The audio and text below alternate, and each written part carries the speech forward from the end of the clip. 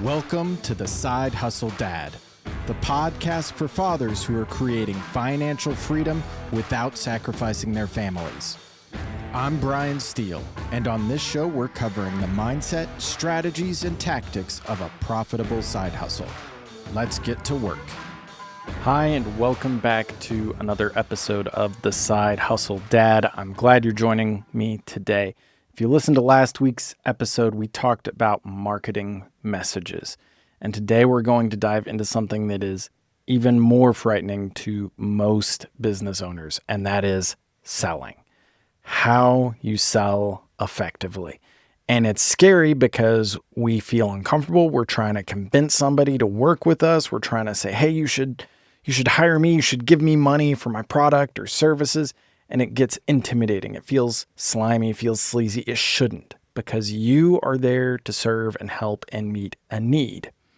But because we avoid it, we go into all of our sales conversations completely winging it. It is so common. You just say, oh, they sent me a message. They're interested in what I do. We have a coffee conversation. This went great. Hey, I loved it. I'll send you an email and then we could get started. And they said, great, look, I'll keep an eye out for it. And you send them the email and nothing.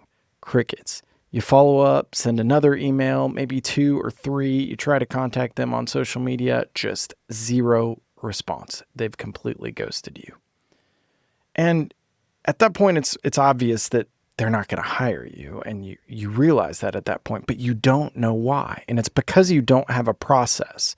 And because you don't have a process, you don't know what's breaking down or what things that you're selling you need to update or adjust so that you get more yeses immediately. And so what I want to walk through today is a very simple 4-step framework you can go through with everybody to make sure that you're covering all your bases and you can start to see what those potential holes are. And we're going to cover them pretty quickly. And at the end, I'm going to give you a bonus tip to make sure you avoid those ghosting conversations. All right, so let's get into it. This 4-step framework has the BANT acronym, B-A-N-T. We're going to break down those 4 things. The first, B, is for budget.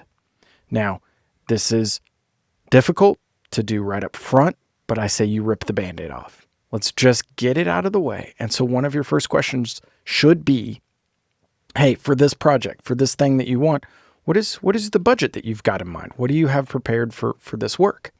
Because depending on what they say, you might have something to scale up or scale down or a window. And so you have to ask this question. And you need to get the money talk out of the way early. Because if they don't have a budget or they haven't prepared to spend any money, then they're really not a good opportunity for you. And you need to go focus on the right people. Now they may go, well, I was kind of looking for a price. I don't know really what I should be planning for. I'm really interested in this, but I just don't know. And so you would say, give them a window of the smaller projects you do all the way up to the larger ones, or the products you offer, smaller to larger, right? Give them a real window. So it's like, well, when I'm working with somebody, my projects start at $500 and go all the way up to $5,000. It really just depends on what your needs are and how we can best work together. Does this fit within your planned budget? And you try and get them to commit, try and get them to agree. And if you're outside of their budget, if they go, well, really, I don't have that much money to spend on. Say, hey, that's okay. If this is something you're still interested in, I'm happy to talk to you when you've got a budget in place. And then maybe they come back around and you can just walk away from that conversation going, it's not you. It's not the way you sell. It's just that they weren't prepared to work with you. They weren't in a position to hire you yet because they didn't have the budget. So don't feel like you have to discount. We've talked about that before, just to get a client. Just let those things go. So B, for budget. A is for authority. It happens very frequently in these conversations. You talk, it's great. You think this is going really well. They're interested. Budget's a fit. They want to work with you. Awesome.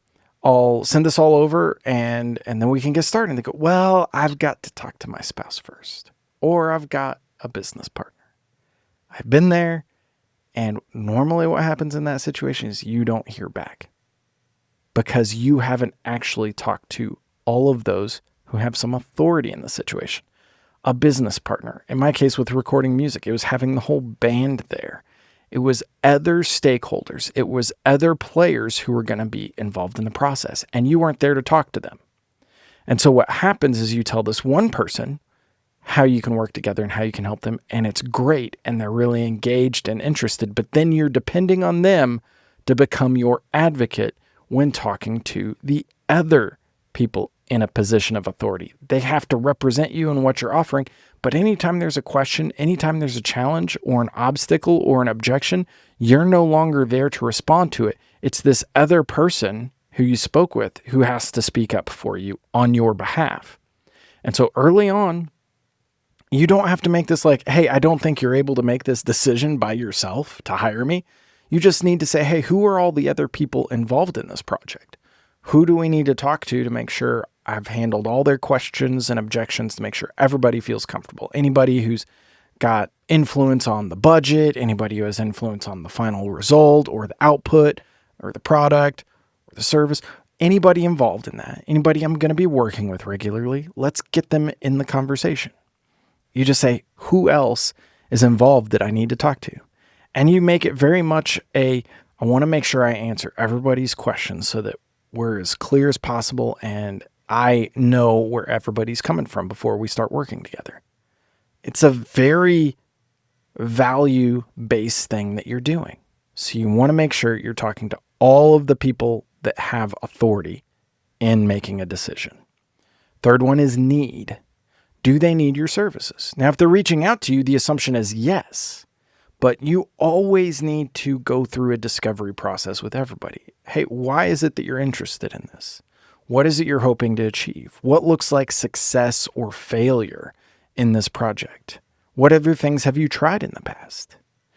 Because once you start to understand all of the different intricacies of the need somebody has, you might actually find out that they don't just need you, they maybe need somebody else. Or maybe they talk to you about some small little project to work together, but actually you've got something that's much more valuable to them, that's maybe even more expensive, but is going to more effectively deliver what it is they want. And if you don't go through that needs process with them, you don't understand that opportunity is there. You just kind of stay in that little corner that they told you about. So you always want to go through those things. Also, if somebody just made an introduction, hey, you two should work together, they may not fully understand what it is you do. They may have some ideas in their brain, but this needs development process is so important. So you really need to understand where things are at with them. What is it they're truly after? What is it that they need that you can provide? So get the need. And then finally, understand the timing. Where are they at in this process?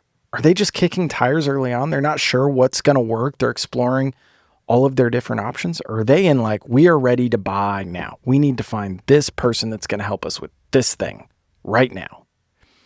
And you need to understand how fast they want to move because timing is going to be important. It tells you how much you need to approach this with urgency and how to approach a pitch to them so that you're reaching them where they're at. But if you're talking to somebody, you say, how long have you been in this home? Oh, we've been in it 15 years. Okay. Maybe there's an opportunity there. But if it's a new home and you're a landscaper, well, that's a different conversation. They got to establish a new grass. Where are you at with your sprinkler system? What types of trees and plants do you envision having? And like, where are you at in this process? Well, now the timing's really good for that sort of a project. So that's the timing piece that you want to understand in the conversation. So B, budget, A, authority, N, need, and T for timing, BANT. Go through those 4 pieces. Get those 4 questions answered. You're going to be in a much better position to give them what it is they're looking for. They're going to feel like they're understood well. And you're going to have walked through many different objections and obstacles to get them to the point where they're like, yeah, actually, this guy knows what he's talking about. He's the right person to work with. And I want that for you because you don't have that much time to go get a bunch of different projects. You can't be selling constantly all the time because it's not your full-time job. So you need to be effective with these conversations. And using that framework, that BANT framework, allows you to get there much faster. But bonus, how do you get them to not ghost you? And this is what I do at the end of every conversation. I set the next commitment. We define we're going to have a phone call on this day. We're going to have a coffee meeting on this day to go through the proposal. We're going to have a Zoom meeting on this day, and we're going to walk through all the details and plan out the schedule. Never leaving it as we'll reach back out or we'll get in touch with you. That is never acceptable. If they're trying to be vague, it's because there's a hidden objection that they have not yet communicated to you. So you need to press further. Well, why the hesitation to, set up another meeting? Well, because I don't know that we can really afford. Oh, okay. So the budget is really a challenge for you then. Why is that? You get to press a little further when they object to setting the next meeting, the next commitment. You want to make sure you address those objections. You address those pieces. So that is how you avoid being ghosted on meetings on the next thing. Make sure you get a commitment every single time. Work for that commitment. Push them to either share their real objection or that they're going to set up that next meeting time with you to go through the next step. I know it's not all that complicated, but it gives you a simple framework. And once you start to see, oh man, I now understand where things are breaking down. This is where I'm losing potential clients. It's in this step. Now you have information that you can adjust. You can change your process. You can refine on those specific areas because you have real data. You have real understanding of where you're at, as opposed to just winging it every time you go into sell.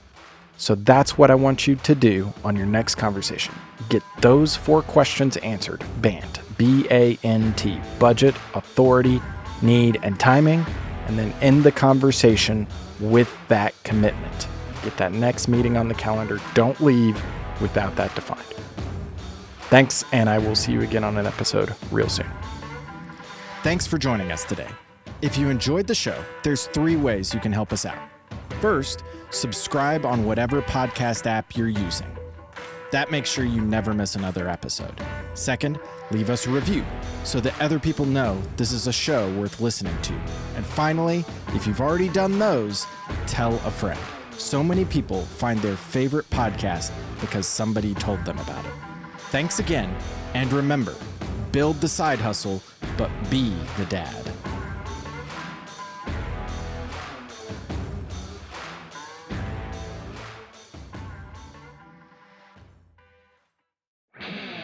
This show is part of the ICT Podcast Network. For more information, visit ictpod.net.